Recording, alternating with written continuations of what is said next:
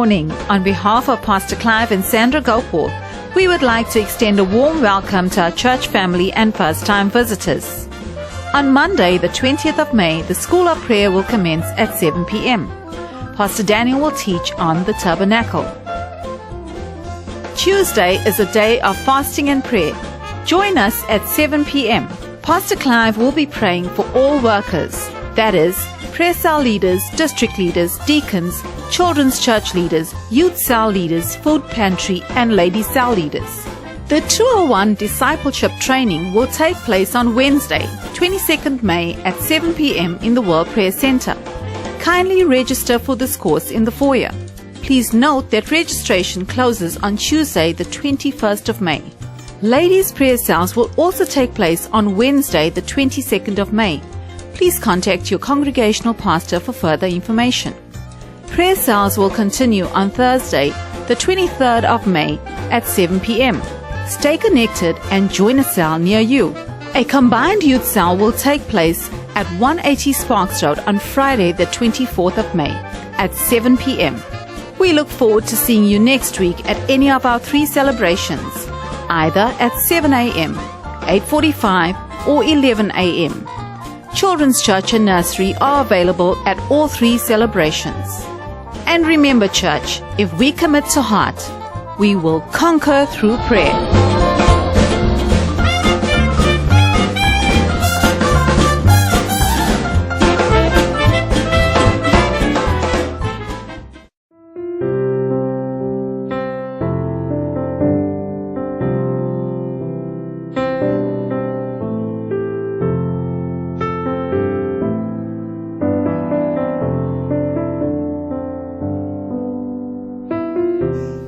Good day, my name is Shailendra Singh and this is my wife of 20 years, Nalini Singh. We have a life-changing testimony to share with you. I will now hand you over to my wife Nalini as she will share the testimony with you because I was heavily medicated at the time. This whole ordeal started in 2006. On my daughter's birthday, she turned 5 that year and Toto had a massive heart attack. We were later told by the doctors that he had 5 heart attacks in one day. Thereafter, Toto was admitted from time to time because he suffered angina attacks. But in 2011, in November, Toto started coughing uncontrollably and no amount of medication could help his situation. And eventually, in January 2012, he went to see his cardiologist who confirmed that his heart was still fine, but he had allergies. In March 2012, he was diagnosed with cardiac failure and he was in and out of hospital. In May 2012, this time last year, we were told by the cardiologist, who was the second opinion, that Toto, his heart was only functioning at 7%. Toto had to be on the transplant list. I begged him to save Toto's life, and he contacted the surgeon at that time, who was busy in theatre, and left a message for him to call him back urgently.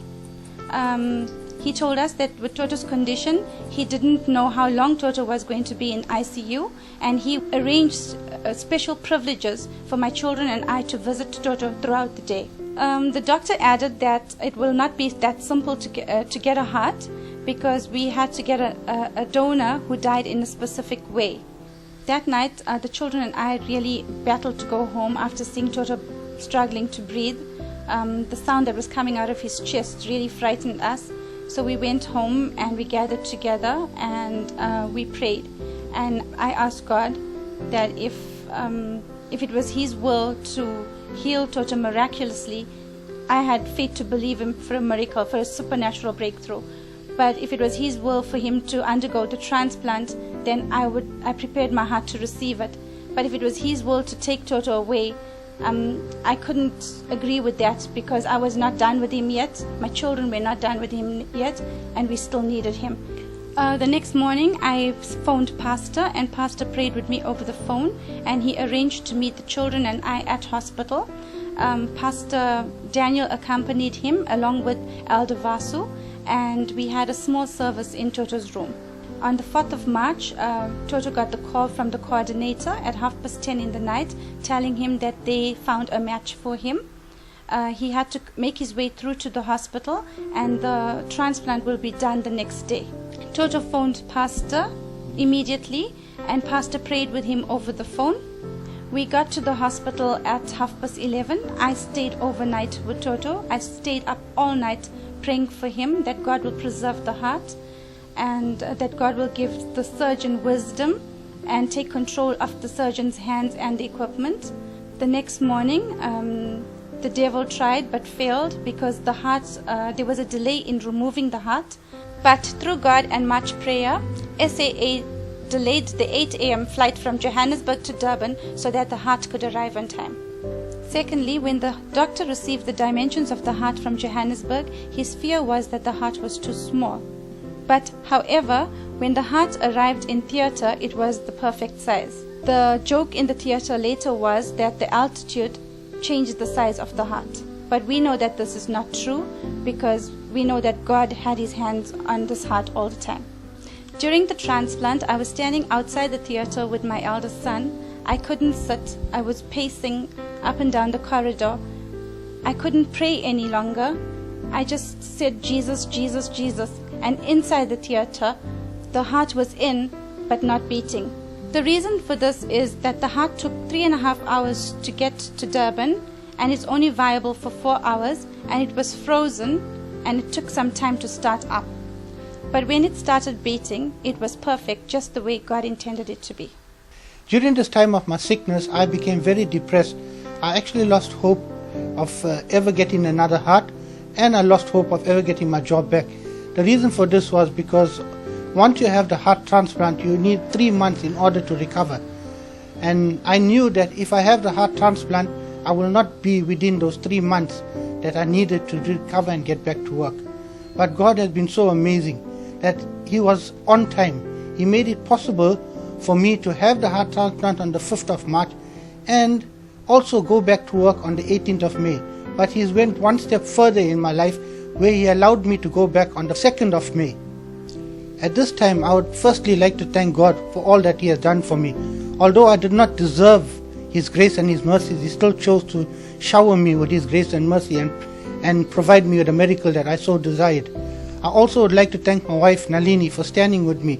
The days when I was weak and when I was giving up, she used to fast and she used to pray, and she stood by me as a pillar of strength.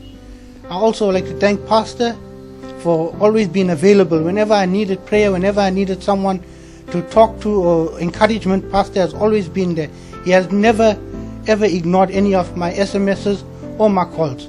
I'd like to say thank you to Pastor. Also to the elders and the church family, I want to say thank you for all your prayers, and for that day when we had the Daniel fast, for standing with me. I was so emotional, tears started rolling from my eyes, and I just want to say thank you to one and all for just keeping me in your prayers.